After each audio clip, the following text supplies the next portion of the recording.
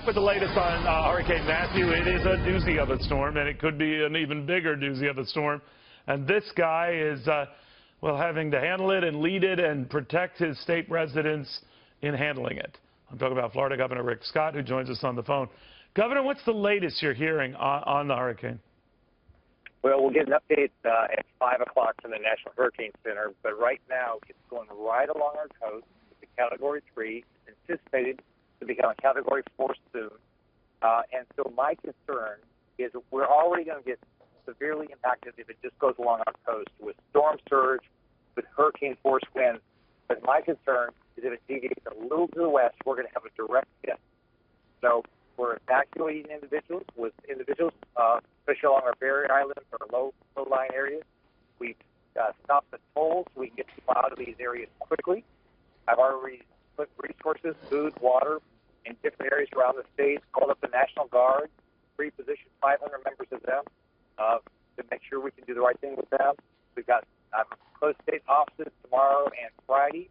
So we're getting prepared, and I'm doing everything I can to get everybody in our state to focus on this. Even though the projected path is right along our coast, it could have a direct hit on our state. Now, Governor, when you urge a lot of people, particularly in the areas that could be hit, to move, get their heinies out of there, where did you want them to go? Was it more inland or just out of Florida altogether? No, in our state, you don't have to go very far inland. We're opening up shelters all around our state. The Red Cross is right now opening up 97 shelters along our east coast, and you don't have to go that very far inland. We've got shelters for the general population, for pets, for those with special needs. We've got all types of shelters, and so we have evacuation routes opening, and so we're starting to do our evacuations right now. We'll be doing more evacuations tomorrow because we're evacuating assuming we have a direct hit. We're not taking a chance. We're hoping for the best, but we're assuming the worst, and we're not taking any chances. Governor, we've already heard, and this is playing out in a number of states along the potential hit areas. Gas stations running out of gas, store shelves emptying quickly.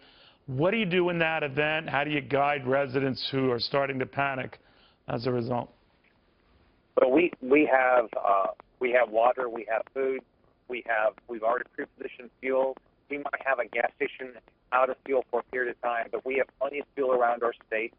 But I do tell people, if you know you're going to evacuate early. Know where your shelter is. 3 days of water, 3 days of food. Don't take a chance, because I can't send in first responders in the middle of the storm to risk their life to save yours because you made the wrong decision. You've got to take care of yourself. But we have water, we have food, we have fuel. We'll have an outage for a short period of time, but we have other places that we have plenty of fuel. So we're getting everybody ready. We're pre-positioned assets for utilities, our National Guard, high water vehicles with our Fish and Wildlife Conservation Commission for rescue efforts. So we're getting ready, and we're assuming we will have a direct hit. Governor, you hang in there. It's not easy at this time. We wish you well and your fine residents well, and all of those in the targeted areas. Governor Rick Scott joining us on the phone.